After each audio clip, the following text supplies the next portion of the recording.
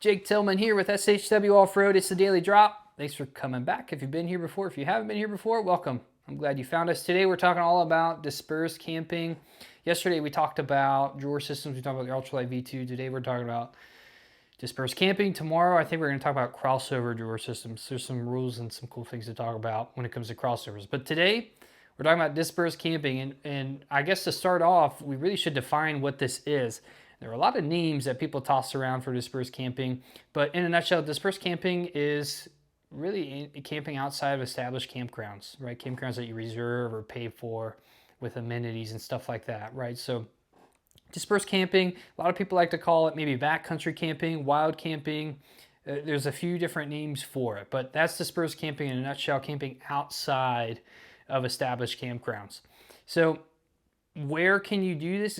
Really, the most cut and dry places you can do it, and there are some state forests and stuff to consider as well in your individual states, but you're usually safe anytime you're in a U.S. national forest or BLM run land. That doesn't mean any national forest or BLM land it's a free-for-all. You can just go and set up camp and do your thing, right? There are areas that are restricted, wildlife areas and research areas and stuff that you have to pay attention to. You gotta read signs and notices and stay out of places that you're not supposed to be camping, right? But in a nutshell, national forests and BLM land you can disperse camp on. And what's really nice about that is a lot of these national parks, so one for example, Glacier National Park, is an incredible place. We just visited last year. It's one of my favorite places on the planet yet, and it's an incredible place. The problem with it is uber crowded, and to get a campsite in the national park, you have to usually reserve quite ahead. You have to go in the off season, or you have to get up at like 5 a.m. to get in line to pray and hope that you're able to get a first come first served spot. So it's a madhouse. Nice thing about it is there's a national forest. I can't remember what it's called, but there's a national forest right outside the park, and it is one of those places that you can do dispersed camping, right? So dispersed camping in national forest is a great way to get affordable accommodations when it comes to camping without, all the crowding and waiting and paying for national park campgrounds. So dispersed camping in national forest really works well. This is true in Moab too, right? Outside of canyonlands, there's tons of dispersed camping out on BLM lands and stuff. Arches, so outside of Arches, there's tons of BLM land in the vicinity around it. So when you're going to a national park, your only option for camping isn't the campgrounds in the national park, right? Look into these national forests and these BLM lands for dispersed camping opportunities.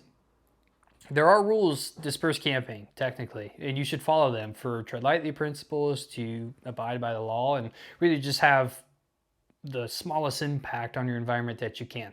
Okay, so some general rules of thumb.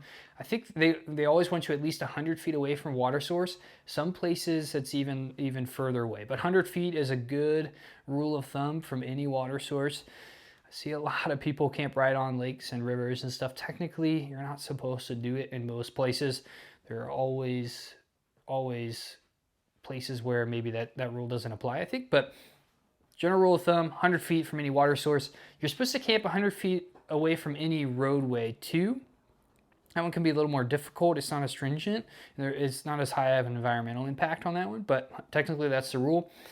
You're supposed to camp outside of a 1 mile radius of any designated campsite, right? So if there's a campground, you got to be at least a mile away. There's a lot of campgrounds in some of these national forests and stuff. So you got to distance yourself from designated campsites. Technically, you cannot stay in one campsite, longer than 16 days. And after that 16 days, I think the rule is you've got to go like 5 miles away from your original spot to get to your new spot. So kind of a silly rule, but it's a rule. This is a really good general rule of thumb that not a lot of people consider. Camp where other people have camped. Okay, it's very easy to tell where other people have camped.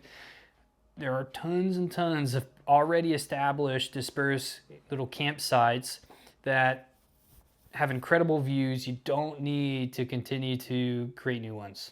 Okay, so go in already established campsites. That really helps diminish your impact on the environment, on wherever you're at, and it helps, everyone, I guess, be a good steward for the land. So camp where others have camped. It's easy to do that. You can easily see where other people have already stayed. Pack it in, pack it out. Never leave garbage. Make sure you have a way to collect garbage. We talked about this last week.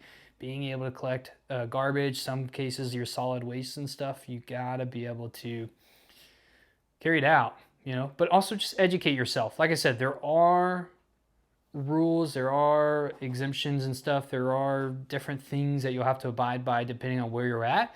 Make sure you educate yourself. It's one of the main principles of Tread Lightly. If you don't know what Tread Lightly is, make sure you check it out, because that's a big component, is educating yourself. So those are my tips and tricks all about dispersed camping. If you have thoughts on it, let us know in the comments below. Tomorrow we're going to talk about crossover drawer systems. Maybe it doesn't apply to all of you, but it applies to some of you. We've seen a huge resurgence or a huge uptick in people outfitting RAV4s, Outbacks, Cherokees, Compasses, stuff like that. And I've got some tips as far as storage and drawer systems are concerned. So join me tomorrow if that appeals to you. Otherwise, later in the week, we'll have some great stuff like snatch straps versus kinetic ropes, stuff like that. So join me later this week. Thanks again for joining today. We'll see you next time.